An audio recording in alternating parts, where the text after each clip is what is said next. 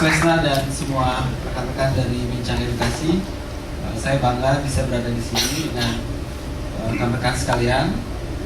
Anda adalah semua orang yang peduli dengan pendidikan. Kalau saya mungkin orang yang ada di dalam institusi dan sedikit tantangan buat saya untuk bisa hadir di sini karena pada saat yang sama saya diminta untuk sangat-sangat objektif melihat situasi dalam dunia pendidikan. Bapak Ibu yang saya hormati, nama saya Agus Sampurno. Saya mengajar di sebuah sekolah internasional di Jakarta dan saat yang sama saya banyak mendapatkan semua hal yang baik dalam pendidikan di sekolah tersebut dan itulah sebabnya timbul kepedulian bagi saya untuk kemudian juga berbagi kepada orang tua atau semua orang yang peduli dengan pendidikan. Bapak Ibu yang saya hormati, jadi Indonesia sedang menghadapi sebuah situasi yang sangat challenging, sangat menantang menurut saya karena pada saat yang sama kita diminta untuk bersaing di abad 21. Pada saat yang sama kami sebagai pendidik, saya terutama dengan rekan seprofesi lainnya sedang juga berkutat dalam masalah kesejahteraan. Untuk itulah saya berpikir bahwa sebenarnya harus ada situasi di mana teachers help teachers. Jadi harusnya ada sebuah gerakan di mana para pendidik sendiri kemudian berusaha menolong rekan seprofesinya. Ya, kalau kita bicara soal kurikulum, Bapak Ibu, tidak ada yang kemudian berubah. Dari dulu sampai sekarang, kurikulum tetap seperti itu. Kurikulum adalah sebuah hal yang sifatnya baku dan kemudian diupayakan untuk guru-guru yang ada di dalamnya kemudian bisa menyampaikan kepada siswa. Hanya pada situasinya adalah kita kemudian atau rekan-rekan pendidik yang ada di seluruh pelosok Indonesia belum begitu berubah wacana atau polanya dalam mendidik. Mereka masih berpikir bahwa mengajar adalah seperti mereka diajarkan oleh guru atau dosennya di masa lalu. Ya, situasi pendidikan sebenarnya sama saja di mana saja, mau di sekolah internasional atau bahkan di sekolah yang ada di perbatasan sana. Pada saat yang sama, mungkin Bapak Ibu yang pernah mengajar, pernah merasakan, ya, kita akan melihat sosok atau sinar mata anak-anak yang sama bergairahnya, sama kemudian ingin tahunya, sama kemudian ingin menaklukkan dunia dalam tanda kutip, ingin tahu, ingin terlibat, ingin aktif. Tapi banyak yang terjadi adalah orang dewasa yang ada di kelas itu, yaitu seorang guru, itu kurang berhasil dalam kemudian membawa atau menjadi mitra mereka di kelas. Saya berasal dari sebuah sekolah yang kemudian banyak mengadopsi hal-hal yang sifatnya aktif, kreatif dalam pembelajaran. Dan pada saat yang sama, sekolah kami juga menerapkan teknologi. Untuk itulah saya berpikir bahwa alangkah beruntunglah saya sebagai seorang pendidik. Alangkah beruntungnya sebagai saya mungkin satu dari jutaan guru di Indonesia yang kemudian bisa merasakan situasi itu. Tapi bagaimana dengan guru-guru lain yang harus berjuang di level kesejahteraan, guru-guru lain yang harus berjuang di level yang namanya fasilitas.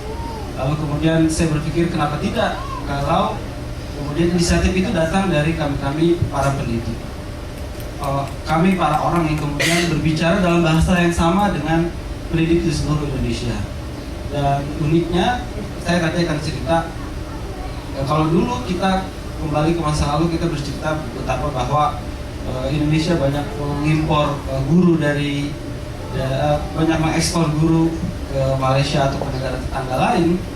Dan uniknya dengan saya nanti membuat blog yang saya ceritakan nanti, pada saat yang sama blog saya juga dikunjungi oleh orang-orang dari negeri jiran. Artinya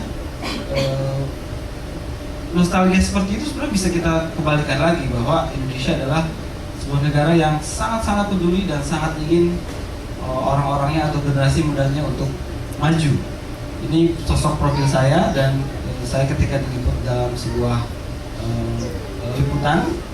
Dan kalau Bapak Ibu bisa saya berikan rahasia dapur kami para guru, jadi seperti inilah kami dididik atau bukan dididik, tapi di-train Bapak Ibu, di-train atau dilatih untuk sebuah pembelajaran aktif. Bapak Ibu bisa bayangkan sebuah pembelajaran aktif itu tidak bisa dudukkan seperti ini. Jadi kalau kita bandingkan, ya ini adalah sebuah pembelajaran yang aktif, semuanya bergerak, tapi yang terjadi guru-gurunya bahkan dilatihnya dengan cara seperti ini. Jadi betapa dilematis. Yang menarik, walaupun yang ada di depan para guru-guru ini adalah seorang profesor, orang yang sangat mumpuni di bidang dalam hal teori, namun balik lagi kepada guru-guru yang hadir di sini, ketika datang mereka ke kelas, yang terjadi adalah kebekuan atau stagnasi. Karena dari segi kreativitas mereka tidak dapat apapun, yang mereka dapat adalah jargon-jargon. Sementara saya menjadikan situasi ini dari tahun ke tahun itu sebuah hal yang dalam tanda kutip rutin. Artinya kami melaksanakan sebagai sebuah kewajiban dan kami diisi dengan baik oleh sekolah tempat saya mengajar agar bisa mengajar seperti ini. Jadi kami dilatih dalam hal bagaimana menghadapi murid, bagaimana kemudian bisa kreatif dalam pembelajaran, bagaimana kemudian bisa kemudian menjadikan kelas itu menjadi menyenangkan. Dan hal-hal ini kemudian saya bisa melihat sudah banyak terjadi kemudian di bagian Indonesia lain. Yang uniknya itu disokong oleh lembaga-lembaga asing, dan saya berpikir bahwa kreativitas itu memang sebenarnya bisa lahir dari hal yang biasa saja. Saya merasa dalam tanda kutip Bapak Ibu, akun guru kreatif itu memang saya tantang juga untuk diri saya sendiri untuk selalu berusaha untuk menjadi kreatif. Jadi bukan saya mengaklamasikan diri saya sebagai guru kreatif, tapi lebih kepada tantangan kepada diri saya sendiri dan orang lain agar bisa menjadi kreatif. Ini salah satu situasi pelatihan yang sering dan harus saya ikuti dalam setiap tahun. Dan saya kemudian berpikir bahwa hal-hal yang saya alami ini bisa kemudian saya masukkan, atau lewat kekuatan sosial media saya bisa menginspirasi orang lain agar bisa mendapat apa yang saya rasakan. Minimal bukan live streaming, tapi hal-hal yang sifatnya intisari-intisari dari kekreativitasan yang terjadi di kelas saya. Kalau Bapak Ibu lihat di sini, anak-anak membuat sebuah project dalam kelasnya.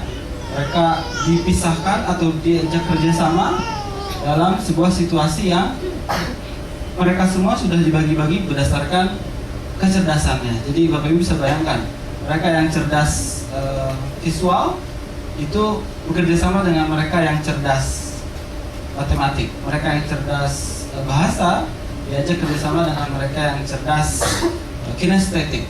Jadi betapa seorang guru sebenarnya mesti mulai dengan apa yang siswa bisa, dan itu yang saya coba bagi hal-hal yang kalau menurut orang lain mungkin sebuah hal yang kreatif, saya bagi di blog saya, di Twitter saya, dan di Facebook saya, dan hasilnya banyak sekali kemudian pendidik-pendidik yang merasa bahwa hal-hal yang saya lakukan, hal yang saya berikan lewat blog itu berguna buat mereka.